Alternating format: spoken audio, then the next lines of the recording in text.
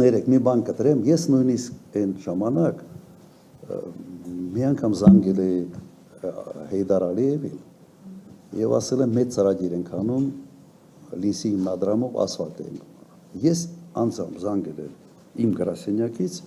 եւ իրեն առաջարկել եմ, որ բիտումը մենք իրենցից առնենք։ Այո, Իրանից ենք բիտումը, ասի լավ էլ քայլանք մենք նաեւ սկսենք տնտեսական հարաբերություններ ձևավորել։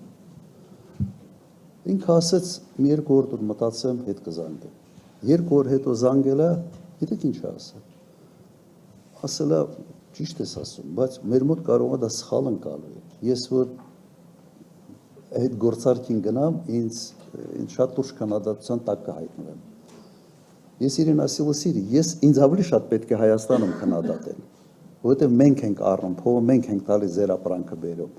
Ասում եմ, գիտես, մի քիչ տրամադրությունները այստեղ ուրիշ են։ Դուք հաղթած կողմ եք, ու տրամադրությունները ուրիշ են։ Սա ուղղակի մեր խոսակցություններ։ Որ ուզում եմ հասկանաք նաև իմ վերաբերմունքը տնտեսական համագործակցության վերաբերյալ։